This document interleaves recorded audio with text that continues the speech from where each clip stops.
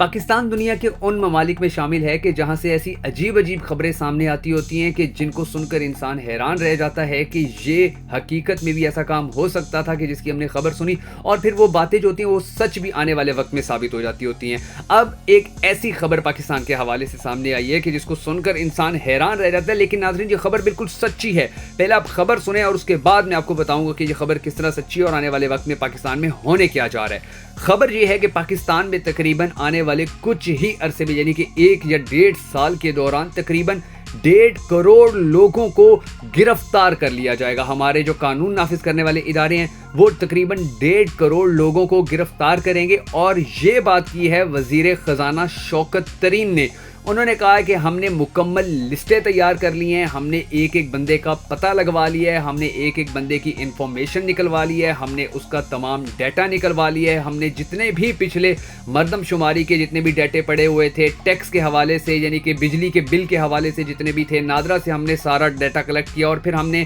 لسٹیں تیار کی ہیں، اور اس کے اندر تقریباً 1.5 کروڑ لوگ ایسے ہیں کہ جن کو شارٹ لسٹ کیا گیا ہے، ان کے نام درج کر لیے گئے ہیں اور ان کو آنے والے وقت میں گرفتار کرنے کا سلسلہ شروع کر دیا جائے گا۔ اور یہ وہ لوگ ہیں ناظرین کہ جو جان بوجھ کر ٹیکس نہیں دیتے ہیں، اور ٹیکس نہ دینے والے لوگوں کے حوالے سے اب اتنی سخت پالیسی پاکستان تحریک انصاف حکومت لے کے آئی ہوئی ہے کہ جس کی مثال ماضی میں پہلے کبھی نہیں ملتی تھی۔ پاکستان تحریک انصاف حکومت نے آتے ساتھ ہی یہ کہا تھا کہ ہم ٹیکس کی جو شرح ہے وہ بڑھائیں گے، ہم زیادہ سے زیادہ ٹیکس کلیکٹ کریں گے، اور ٹیکس کلیکٹ ہوگا تو ہی ملک ترقی کرے گا۔ اور پچھلے کچھ عرصے کے دوران تھوڑا بہت جو ٹیکس میں اضافہ ہوئے تو اس سے ہمارے مسائل بھی کم ہوئے ہیں۔ اور یہ جو 1.5 کروڑ لوگوں کو گرفتار کرنے کے حوالے سے اب جو اعلانات ہو رہے ہیں اور اس کے حوالے سے جو تیاریاں ہو رہی ہیں، تو ناظرین آپ دیکھیے گا کہ اتنے لوگوں کو گرفتار کرنے کی نوبت اگر آئی یا نہ آئی، لیکن اس سے ایک بہت بڑا فائدہ ہوگا کہ اب لوگ زیادہ سے زیادہ ٹیکس جمع کروانا شروع کر دیں گے۔ ورنہ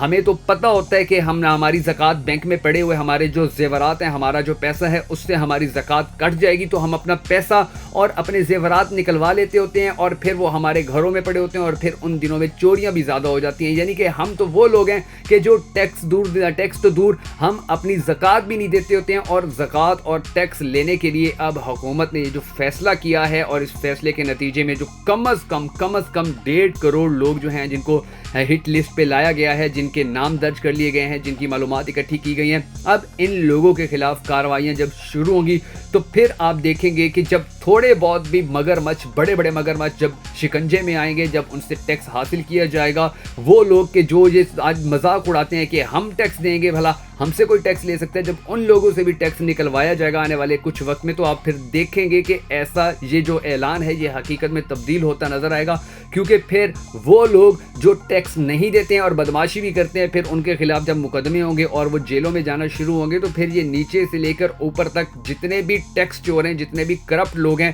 یہ سب پکڑے جانا شروع ہو جائیں گے۔ ہم سب کو بس اب اللہ تعالیٰ سے یہی دعا کرنی ہے کہ یہ جو اعلان ہے یہ اعلان حقیقت میں تبدیل ہو، تاکہ وہ طبقہ جو ٹیکس نہ دینے کی وجہ سے امیر ہوتا جا رہا ہے اور پھر اس کا جو بوجھ ہے وہ غریب عوام کو برداشت کرنا پڑتا ہے، وہ قانون کے شکنجے میں آئے اور پاکستان دنیا کے ترقی یافتہ ممالک کی صف میں کھڑا ہونے میں کامیاب ہو۔